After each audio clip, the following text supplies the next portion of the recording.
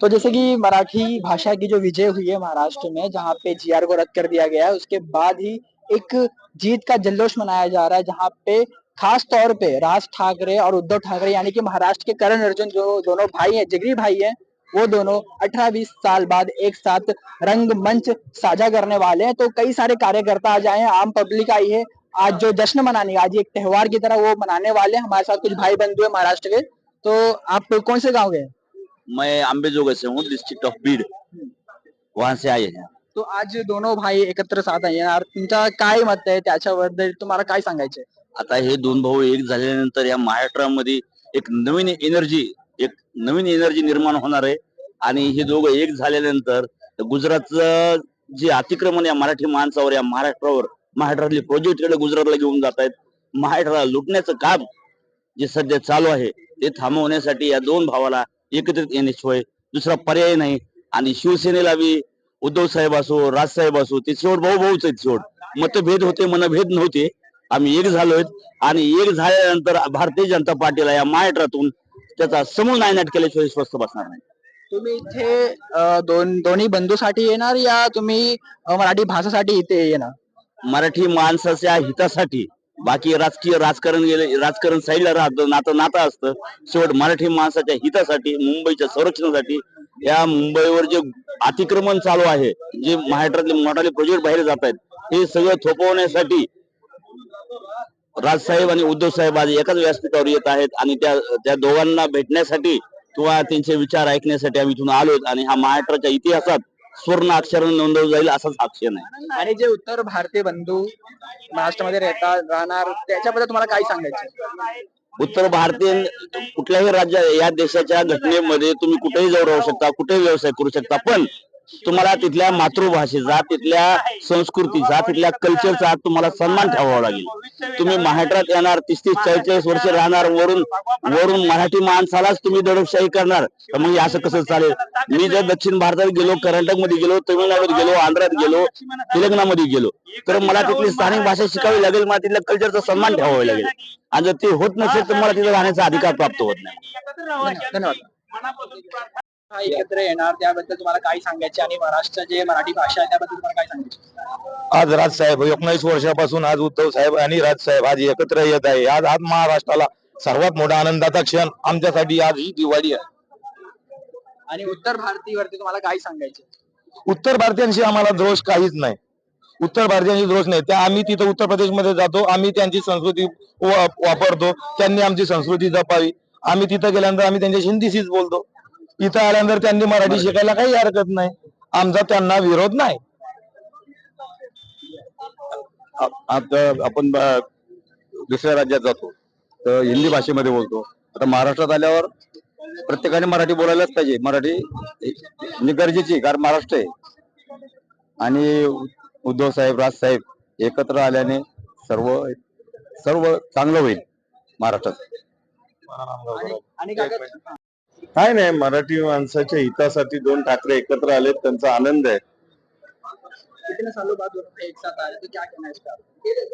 आनंदाची गोष्ट आहे ना. मराठी माणूस मराठी माणसाच्या हितासाठी एकत्र आला असेल आणि महाराष्ट्राच्या विकासासाठी, महाराष्ट्राच्या मराठी माणसाच्या भल्यासाठी एकत्र आले. त्याला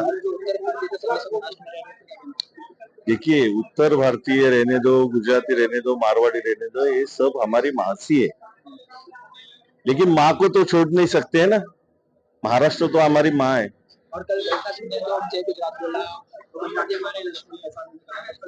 उनको ही जाके पूछिए. दोन्ही भाई एकत्र येणार त्याबद्दल तुम्हाला काय सांगायचं? अरे, आम्ही लहानपणापासून ज्या सोबत वाढलो ठाकरे नावासोबत, ते दोन्ही भाऊ एकत्र असेल, भावना आमच्या खूप तीव्र आहेत. आणि प्रत्येक मराठी माणसाला असं वाटतं की मराठी माणूस म्हणून ज्यांनी महाराष्ट्राचं भलं केलंय असे ठाकरे, मग ते प्रबोधनकारांपासून असोत, बाळासाहेब असोत, मोठे साहेब असोत, राजसाहेब असोत किंवा उद्धव साहेब असोत, हे ठाकरे परिवाराने नेहमीच मराठी माणसाचा विचार केलाय. मराठी माणसाचं भलं कसं होईल हे बघितलंय. ते ठाकरे आज भाऊ म्हणून एकत्र येत आहेत. खूप बरं वाटतंय, गर्व आहे, शब्द नाही आहेत आमच्याकडे. किती पब्लिक येणार? पब्लिकचं नाही सांगू शकत, कदाचित रस्ता फुल होईल. काहीतरी नंबर आहे नाही सांगू शकत. सांगतो काय काही. लाखमध्ये आहे.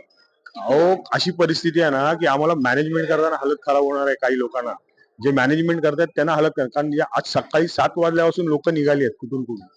मुंबईतली माणसं 7 वाजल्यापासून निघाली आहेत, म्हणजे बाहेर काय अवस्था असेल विचार करा. आणि उद्या एकनाथ शिंदे जे महाराष्ट्राचा नारा गाजवला त्याबद्दल तुम्हाला काय सांगायचं? अरे जय महाराष्ट्र नाही, जय गुजरातचा नाराज करा. म्हणजे ज्या वेळेला मराठी माणूस एकत्र येतो ना, तर मराठी माणसाच्या जीवावर जगणारी माणसं, पण त्यांना राज्यकर्त्यांच्या पाया पडायचं असत, त्यांची ती अवस्था झालेली. उन्होंने ये भी कहा कि गुजराती लोग लक्ष्मी है, ये अरे पण ती लक्ष्मी इथून पडते ना तुम्हाला. लक्ष्मीची खाण ही भूमी लक्ष्मीची मुंबई आहे. महाराष्ट्र लक्ष्मीची भूमी आहे. की महाराष्ट्रामधून ही लक्ष्मी जनरेट होते. का नाही गुजरातमध्ये जाऊन तुम्ही व्यवसाय करत, मग का नाही युपी बिहार मध्ये जाऊन तुम्ही व्यवसाय करत. हे सगळ्यांना सामावून घेणारी आहे. आमचं म्हणणं एवढंच आहे की जी भूमी सगळ्यांना सामावून घेणारी आहे ना, त्या भूमीची त्या मातेची मातृभाषा तुम्ही शिकली पाहिजे. आम्ही तुम्हाला हे नाही म्हणत की हिंदी वाईट आहे, पण ज्या वेळेला मी युपी मध्ये किंवा मी गुजरातमध्ये राहायला जाईन ना, तर मी गुजराती शिकलंच पाहिजे ना. मी उत्तर भारतीयाची जी काय भोजपुरी असेल, बिहारी असेल, ती लँग्वेज शिकली पाहिजे. आमच्या एक ताई आहेत नलिनी ताई म्हणून, त्यांचा जन्म बिहारचा आहे. त्यांना भोजपुरी फ्लुएंटली येते. त्या नंतर एक 15-20 वर्षांनंतर त्यांचं लग्न झालं, बंगालला गेल्या, बंगाली शिकल्या, आता महाराष्ट्रात येतात. मग त्या प्रॉपर ब्राह्मण असून मराठी असून त्या फ्लुएंटली बंगाली आणि भोजपुरी जर बोलत असतील ना, मग आमची हरकत त्यालाच आहे की तुम्ही आम्हाला विरोध का करताय. आमचं जर म्हणणं आहे ना की मराठी शिका, मराठी बोला, या गोष्टीला विरोध का करताय. मी जर गुजरातमध्ये राहिलो ना आणि मराठीतून बोलायला लागलो, काय वाटेल त्या गुजराती माणसाला. किंवा युपी बिहारमध्ये राहिलो आणि मराठीतून बोलायला लागलो, तर त्या युपी बिहारवाले मला जगू देतील का तिथे. आपण अकोमोडेट करतोय, आम्ही सगळ्यांना सामावून घेणारे आहेत. फक्त आमचं म्हणणं एवढंच आहे, तुम्ही आमच्या मराठी भाषेचा द्वेष करू नका. ती शिका, ती बोला. एवढी सुंदर भाषा आहे ना, ती अलंकारित भाषा आहे. तेवढी कुठलीच भाषा एवढी अलंकारित नाहीये. धन्यवाद. खूपच छान आहे, आम्हाला बरं वाटतंय. आणि मराठी माणसासाठी एकत्र येणं चांगलंच आहे. आज यहाँ पे आपको राज ठाकरे दिख रहा है कि आप मराठी भाषा के लिए आए हैं? ऍक्च्युली मराठी भाषेसाठी पण आले, दोघांसाठी पण बघण्यासाठी आले. मराठी भाषा ते आमची मातृभाषा आहे, ती सगळ्यांनी राहायला पाहिजे बाबा महाराष्ट्रात राहतायत तर. आणि दोघे भाऊ एकत्र आले तर खूपच छान आहे. आणि तुम्हाला काय वाटते किती पब्लिक येणार आहे तिथे? लाखमध्ये येणार, करोडमध्ये येणार, किती येणार मला सांगा तुम्ही. पब्लिक लाख करोड मध्ये यायलाच पाहिजे, येणारच. मराठी माणूस तर येणारच येणार, सगळीकडनं येतच आहे. असं आहे. मैं बोललेच आहे. आणि उद्या एकनाथ शिंदे जे जे गुजरातचा जे नारा गाजवला त्याबद्दल मला काय सांगायचं? नाही मी त्याच्यावर काय करून नाही करू शकत. मग ते आता ते बघा, ते त्यांचं आहे, त्यांनी केलंय ते चुकीचं केलंय. शेवटी महाराष्ट्रात जय गुजरात बोलून फायदा नाही ना. आणि एकनाथ आणि राज ठाकरे आणि उद्धव ठाकरे 18-20 वर्षांनंतर एकत्र येणार, रंगमंच साजरा करणार, त्याबद्दल तुम्हाला काय सांगायचं? ऍक्च्युली आम्ही आता हे विजय साजरा करण्यासाठी आम्ही इकडे आलोय. म्हणजे मराठीचा विजय झाला म्हणून. तुम्ही फक्त मराठीसाठी हो हो. आणि ते दोघे एकत्र यावे हीच इच्छा आहे. थँक्यू. ही गोष्ट आहे महाराष्ट्रासाठी चांगलं घडणार आहे. आणि त्याच्या पुढे जर भाऊ दोघं एकत्र राहिले तर त्यासाठी महाराष्ट्र आणि मराठी अस्मितेसाठी खूप मोठं होईल.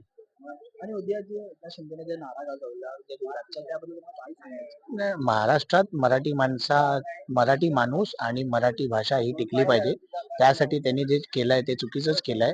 जे त्यांनी पार्टी बदलली, त्यांनी फोडले आपले आमदार, ते चुकीचंच आहे. आज आमच्या कोणीही कुठल्याही साहेबांनी त्यासाठी करायचं असेल तर चुकीचंच आहे. काही करायचं असेल तर आपल्या मराठीसाठी करा. पण आमदार फोडून दुसऱ्या पक्षात किंवा चिन्ह घेऊन ते चुकीचंच आहे. तुम्ही येते फक्त मराठीसाठी येते राज ठाकरे उद्धव ठाकरे? नाही, आम्ही मराठीसाठी आलोय आणि आपल्या महाराष्ट्रासाठी आलोय.